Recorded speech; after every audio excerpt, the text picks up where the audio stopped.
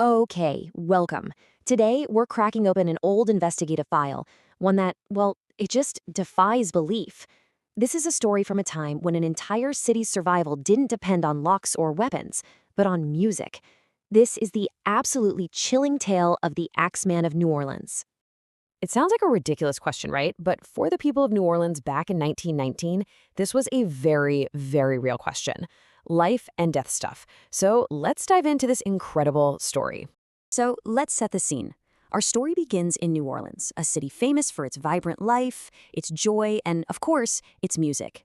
But between 1918 and 1919, all that joy, it was pretty much replaced by this haunting silence. You see, a predator was roaming the streets, and absolutely no one felt safe. And I'm not talking about just a vague anxiety. No, this was a fear you could feel in the air.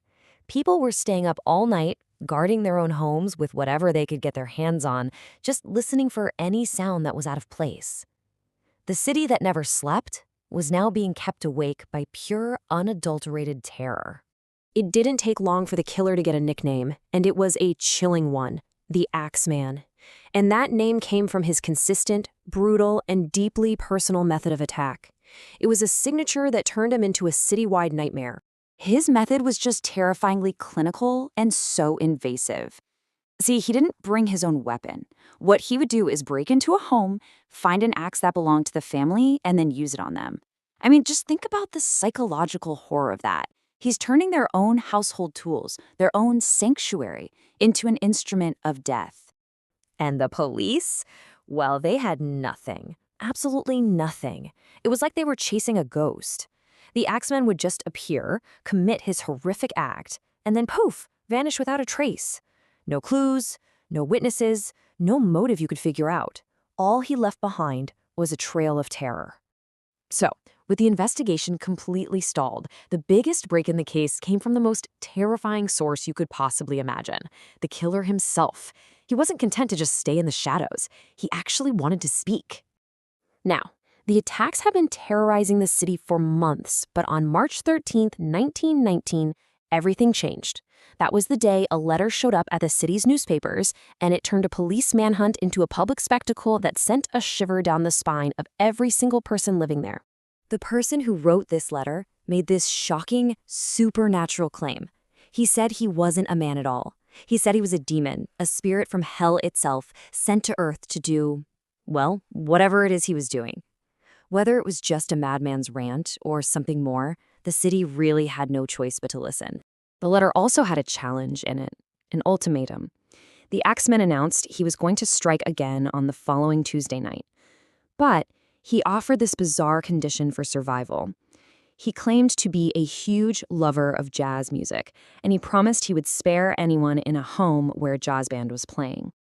So this is the crucial part. What happened next? I mean, how does an entire city respond to a killer's strange and terrifying demand? Do you lock your doors and just hope for the best? Or do you play the music? New Orleans chose music. You have to imagine the scene on that Tuesday night.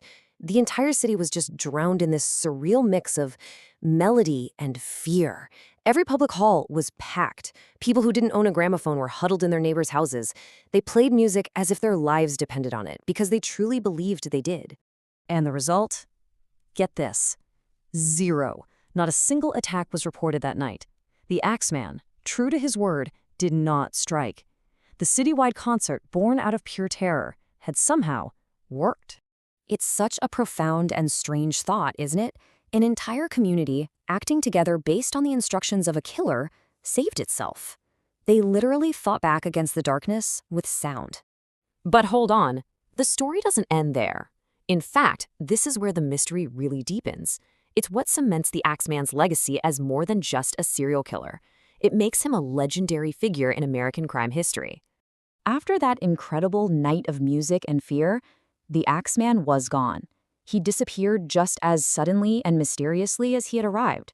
There was never another axe attack attributed to him, ever again. And so we're left with all these haunting, unanswered questions. Who was he? Was he just some guy who got away with it? Or was he something else entirely, like he claimed? Why the bizarre obsession with jazz music? And maybe the most chilling question of all, was his goal ever really murder? Or was it just to play God and watch an entire city dance to his terrifying tune? A century later, this historical account still leaves us with that final question. Was the Axeman a restless spirit who just happened to love music, or a diabolical mastermind who got a kick out of playing with human fear?